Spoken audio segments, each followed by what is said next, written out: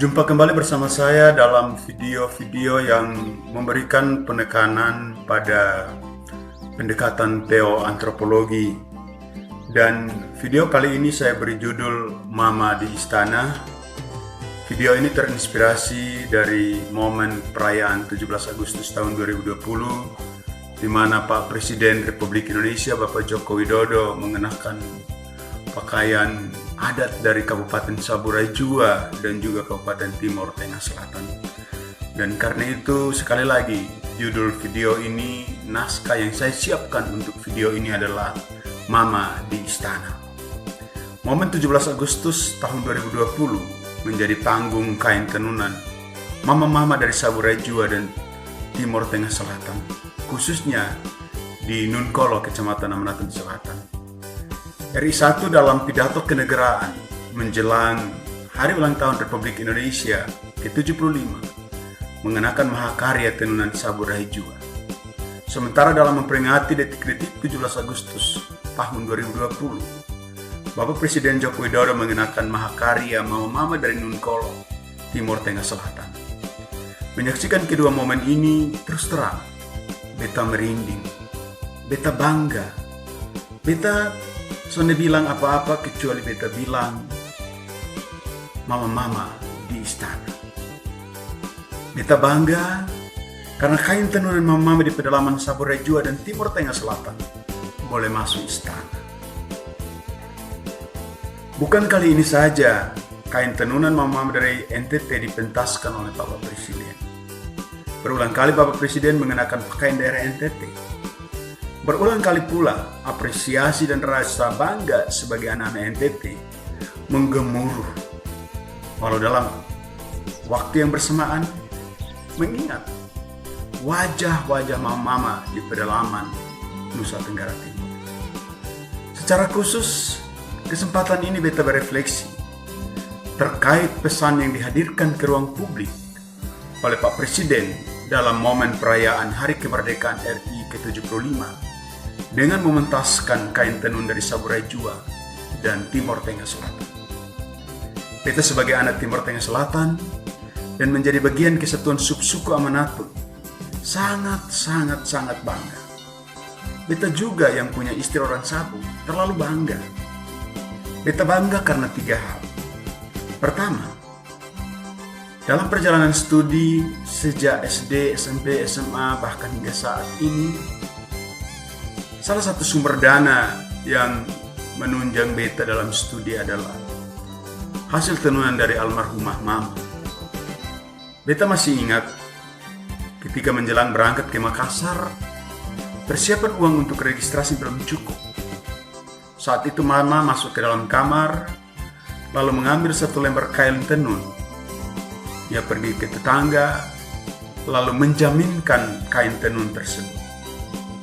Beberapa saat kemudian mama balik dan membawa sejumlah uang.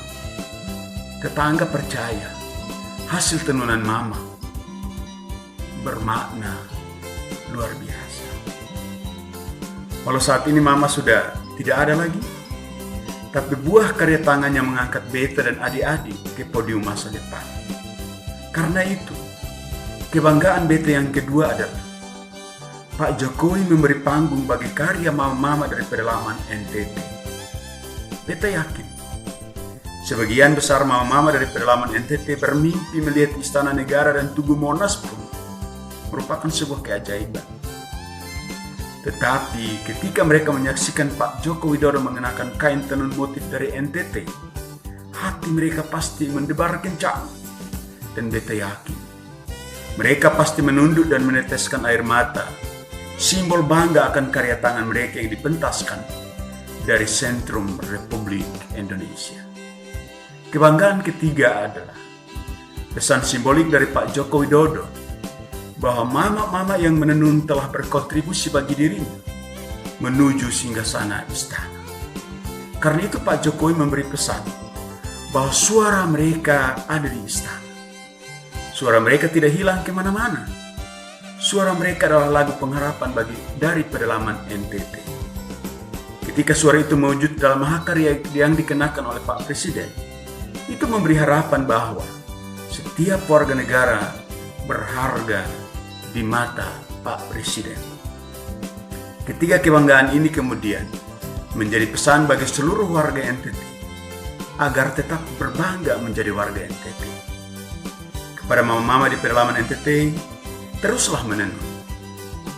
Saudara, saya mendengar dan juga berita yang beredar bahwa peran seorang perempuan yang menjadi wakil rakyat NTT dalam memilih kain tenun yang dikenakan oleh Pak Presiden itu menjadi sesuatu hal yang luar biasa. Dari beberapa tawaran ke Pak Presiden, ia memilih sesuai dengan konteks yang ada.